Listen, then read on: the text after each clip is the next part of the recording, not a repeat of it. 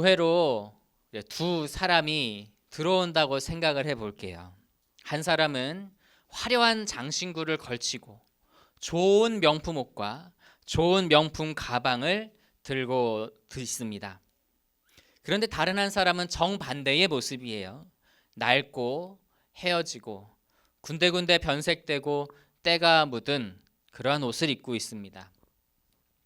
여러분들은 그들을 어떻게 대하시겠습니까? 누구에게 먼저 다가가실 것이고 어떤 표정과 말투로 그들을 각각 대할 것이며 그들을 어떤 자리로 인도하시겠습니까? 이전에 제가 서울에서 잠깐 이제 전도사 생활을 할 때 그 몇몇 교회에서 그 수도방위 사령부 수방사 군부대를 돌면서 주일에 예배를 드렸어요. 근데 그 중에서 이제 특송하러 오시는 집사님이 한 분 계셨는데 그분이 차를 링컨 컨티넨탈을 타고 오셨어요. 링컨 컨티넨탈 뭔지 아시나요? BMW 뭐 이런 것보다 또 몇 수 위에 있는 아주 비싼 차입니다. 그래서 제가 사실 그때 그 차를 잘 몰랐어요. 그래가지고 집사님 차가 참 좋아 보이네요. 그랬더니 그분이 본인은 어쩔 수 없이 그 차를 탄대요.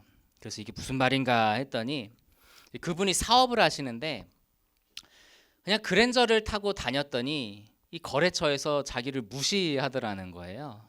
국산차 탄다고. 그래가지고 어쩔 수 없이 그 중고로 링컨 컨티넨탈을 구매해가지고 이렇게 타고 다니는데 그 차 타고 다니니까 이렇게 무시를 하지 않더랍니다. 그래서 많은 사람들이 외제차를 타고 명품 옷을 입고 명품 액세서리를 하는구나 라고 하는 거를 그때 좀 알았습니다. 요즘도 그래요. 아니 요즘은 더 그렇죠.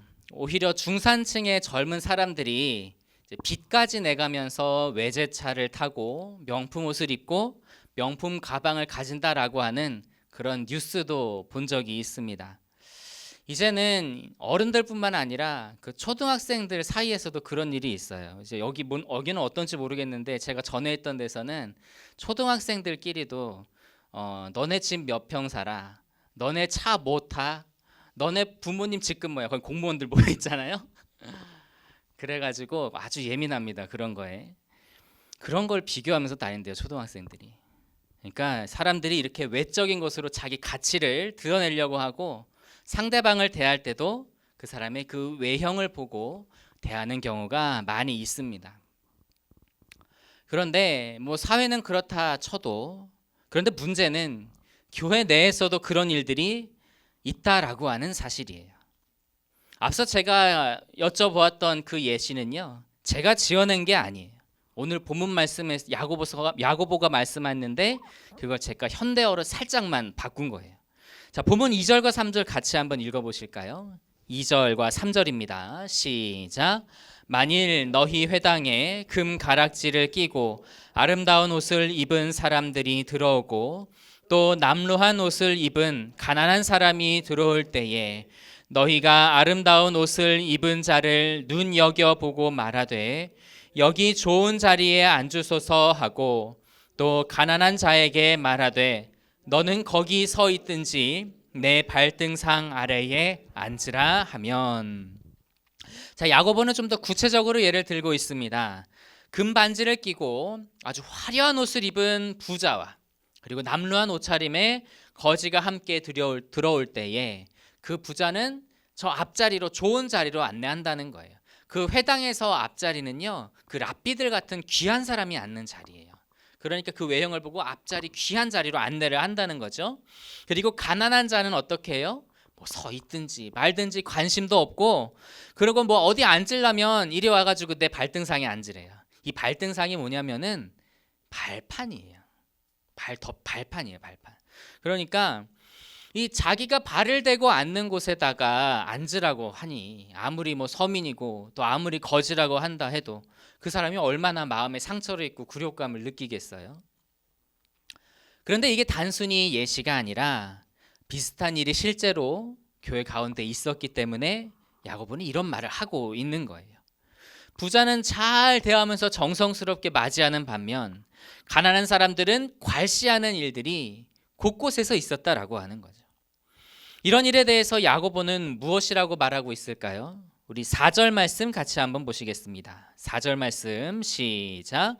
너희끼리 서로 차별하며 악한 생각으로 판단하는 자가 되는 것이 아니냐. 자, 야고보는 이런 세상적인 기준으로 서로 구분하고 차별하는 것이 악한 생각으로 판별하는 것이다 라고 그렇게 말하고 있습니다. 여기에서 생각하고 판단한다 라고 하는 그 말은요, 이런 거예요. 이해득실을 따져보는 거예요. 그래서 이 부자를 어떻게 대할지, 가난한 자를 어떻게 대할지, 그러면서 그 안에서 이해득실을 좀 따져보고 그거에 따라서 다르게 대우를 한다는 거예요. 그러니까 이런 생각을, 굉장히 계산적인 생각을 야고보는 악하다라고 그렇게 말을 하고 있는 거죠. 여러분은 어떻게 생각하세요? 물질적인 그런 기준, 출신 대학, 반듯한 직장, 넉넉한 수입으로 그런 걸 기준으로 사람을 구분하고 또 계산적으로 좀 구분해서 대하는 게 어떤 것 같으세요? 우리가 상식적으로 생각해봐도 이런 것은 옳지 않다고 잘 알고 있어요. 요새는 사회적으로도 도덕적 의식이 많이 높아졌어요. 그래서 이러한 것에서 사회에서 세상에서 물어봐도 그런 것이 옳지 않다, 그 사람의 됨됨이를 보아야 하고 그 사람 자체가 존중하는 받을 만한 사람이다, 그렇게 얘기를 다 할 수가 있어요. 그죠? 지금은 다 그렇게 이야기하는 사회입니다. 그런데 오늘 야고보가 그 이야기하는 그 기준은요, 다릅니다. 우리 1절 말씀 같이 한번 보실까요? 1절 말씀 같이 보시겠습니다. 시작. 내 형제들아, 영광의 주 곧 우리 주 예수 그리스도에 대한 믿음을 너희가 가졌으니 사람을 차별하여 대하지 말라. 자, 야고보는 우리가 이웃을 차별하여 대하지 말아야 하는 그 이유가 예수 그리스도에 대한 믿음을 가졌기 때문이다라고 말합니다. 자, 그런데 그 예수 그리스도가 어떤 분이라고 말하고 있어요? 영광의 주라고 말하고 있어요. 다른 곳에서는 영광의 주라고 하는 이러한 표현을 쓰지를 않았어요. 그런데 유독 여기에서 영광의 주라고 하는 표현을 사용합니다. 왜 여기에서 그 말을 사용하고 있는 걸까요? 그거는 이제 본문의 지금의 상황과 그 다음에 예수님의 그러한 모습을 비교해 볼 때에, 대조해 볼 때에 놀라운 점이 있기 때문에 그렇다는 거예요. 자, 여러분, 예수님께서 우리를 구원하시기 위해 저 영광스러운 하늘 보좌를 버리고 이 땅에 내려오셨습니다. 그것만으로도 너무나 놀라운 그러한 소식 아니에요, 그죠? 그런데 여러분, 예수님께서 이 땅에 오셔서 이 땅에서는 어디로 가셨죠? 세계에서 가장 강한 왕국의 왕자로 오셨나요? 세상에서 가장 존경받는 가문으로 오셨나요? 세상에서 가장 부유한 집으로 오셨나요? 아니요. 예수님께서 오신 곳은 로마에게 나라를 빼앗긴 작은 식민지였던 나라, 그 중에서도 베들레헴이라는 작은 마을, 거기에서도 마국간에서도 아이를 놓을 곳이 없어서 말 구유, 그러니까 말 먹이통에 내려오신 거예요. 세상에 누가 여러분 아이를 마국간에서 낳습니까? 세상에 누가 말 먹이통에다가 아이를 눕혀놔요? 그런데 예수님은 그럴 만한 상황을 일부러 골라서 오셨어요. 그럼 왜 예수님은 그렇게 오셨습니까? 왜 그랬을까요? 만약 우리 모두를 구원하시기 위해서 예수님께서 세계 최강대국의 가장 귀한 왕자로 태어나셨다면, 여러분, 그러면은 모든 사람을 구원할 수 있었겠어요? 아니요. 그 나라의 존귀한 사람들만 구할 수 있었을 거예요. 부자 가문으로 오셨다면 누구를 구원할 수 있었겠어요? 부자들만 구원하실 수 있었을 거예요. 그런데 그 마국간의 말 구유까지 그 가장 낮은 자리로 오셨기 때문에 예수님께서는 모든 사람을 아우를 수 있는 그러한 모습으로 오셨다라고 하는 거예요. 그래서 부유한 자나 가난한 자나, 강한 자나 약한 자나, 존귀한 자나 비천한 자나, 어떤 부류의 사람이라 할지라도 구원하시기 위해서 가장 낮고 또 낮은 자리로 예수님이 오셨다라고 하는 것을 믿으시기 바랍니다. 그렇다면 여러분, 예수님이 가장 낮고 낮은 자리에 오신 것이 여러분 예수님의 영광을 가리나요? 그것이 예수님의 명예를 실추시키나요? 예수님이 그 작은 식민지 나라의 그 작은 그 동네의 마곡간에서 태어나셨다고 예수님이 나를 구원할 만한 그러한 분이 아니라고 그렇게 무시하나요, 사람들이? 아니요, 전혀 그렇지 않습니다. 오히려 그 사실은 예수님을 더 영광스럽게 해요. 가난한 자, 연약한 자, 비천한 자 모두를 구원하시기 위해 자기의 모든 것을 내어놓으신 그 예수님을 이제 더 찬양하고 더 감사하고 더 영광 올려드리게 되지 않겠습니까? 그렇죠. 그런 영광의 예수님, 낮은 자들까지 위하셨기 때문에 더욱 영광스러우신 그 예수님을 우리가 믿는 믿음을 가졌다라고 한다면 우리 그리스도인들도 그 영광스러운 그리스도의 그 길을 따라가야 한다라고 하는 거예요. 그것이 바로 예수님께서 이 땅에 오신 목적이었다라고 하는 거예요. 우리 5절 말씀 같이 한번 보시겠습니다. 5절 시작. 내 사랑하는 형제들아 들을지어다. 하나님이 세상에서 가난한 자를 택하사 믿음에 부요하게 하시고 또 자기를 사랑하는 자들에게 약속하신 나라를 상속으로 받게 하지 아니하셨느냐. 아멘. 하나님께서는요, 세상에서 가난한 자를 택하셨다라고 해요. 부유한 자, 힘 있는 자를 택하신 게 아니라 가난한 자, 연약한 자를 택하셨다는 거예요. 세상에서 가난한 사람들은 힘이 없는 사람들입니다. 세상 사람들에게 관심을 못 받는 사람들이에요. 그런데 하나님께서는 그런 사람들에게 관심이 있으세요. 하나님은 당신께서 가장 약한 사람이었던 고아와 과부의 하나님, 나그네의 하나님이라고 친히 직접 말씀을 하셨어요. 그리고 그런 사람들에게, 약한 사람들에게 믿음이 부요하게 하시고, 그리고 그렇게 당신을 사랑한 사람들에게 하나님의 나라를 상속받게 하셨다라고 하는 거예요. 만약 예수님께서 부유한 자, 강한 자, 존귀한 자를 위해 이 땅에 오셨다면 우리 중에 구원받을 수 있는 사람이 얼마나 있겠어요? 몇 명이나 있겠습니까? 저는 못 받을 것 같아요.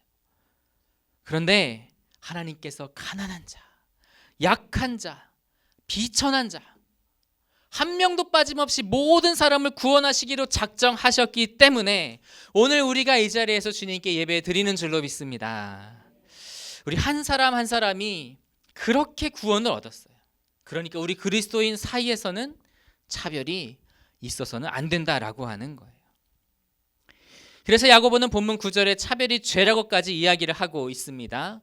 가난한 이웃에게 사랑을 베풀지 않고 차별하였으니 하나님의 계명을 어긴 범죄라고 하는 거예요. 하지만 반대로 가난한 자들에게 긍휼을 베푸는 사람에게는 하나님의 은혜가 있을 것이다 라고 가르쳐주고 있어요. 13절 말씀 같이 한번 보실까요? 13절 시작. 긍휼을 행하지 아니하는 자에게는 긍휼 없는 심판이 있으리라. 긍휼은 심판을 이기고 자랑하느니라. 아멘. 자, 우리가 지난 주일 저녁에 나눴던 말씀과 같은 말씀이 나왔어요. 일부러 본문 정한 게 아닌데 공교롭게 지금 말씀이 겹치고 있는 것이 몇 군데가 있습니다. 하나님께서 그렇게 말씀하시는 것 같아요. 하나님은 정말 긍휼하신 분이시고 그래서 우리에게도 긍휼을 원하고 계신다라고 하는 사실이 곳곳에 등장합니다. 우리가 지금 주일 저녁에 말씀 나누고 있는 팔복에도 등장을 하고 주기도문에도 등장을 하고 다른 곳에도 등장을 하죠. 자, 예수님께서 긍휼히 여기는 자는 복이 있나니 저가 긍휼히 여김을 받을 것이미요 라고 하는 말씀과 같이 오늘 본문에서 야고보도 같은 말씀을 전하고 있어요. 부유하고 강하고 존귀한 사람에게만 잘 보이고 가난한 사람에게는 긍휼을 행하지 않을 경우에는 하나님께서도 그에게 어떻게 하셔요? 긍휼 없는 심판을 내리신답니다. 그런데 긍휼을 실천하면 가난하고 소외되고 또 약하고 비천한 사람에게 긍휼을 베풀면 어떻게 된다고요? 마지막 심판대에서 하나님은 우리에게도 그 긍휼을 베풀어 주신다라고 하는 거예요. 그 긍휼이 그 심판을 이길 정도로 하나님께서는 우리에게 놀라운 긍휼을 베풀어 주실 줄로 믿습니다. 사랑하는 성도 여러분, 외적인 조건으로 남을 판단하지 않는 저 여러분 다 되시기를 간절히 소망합니다. 상대방의 그런 신분, 재력, 능력, 가문 이런 것들을 보고 차별하지 말고 오직 예수님께서 우리에게 베푸셨던 그 은혜 안에서, 그 우리에게 또 동일하게 주셨던 그 동일한 은혜 가운데에서 우리가 사랑과 긍휼로 상대방을, 이웃을 대해야 할 줄로 믿습니다. 그것이 바로 예수님의 마음인 거예요. 우리의 이웃에게 한결같고 더 나아가 가난한 사람들에게 긍휼을 베푸는 마음을 가지고 또 그들을 도와줌으로 말미암아 정말 진정으로 예수님의 모습을 닮아가는 저 여러분이 다 되시기를 주님의 이름으로 축복합니다.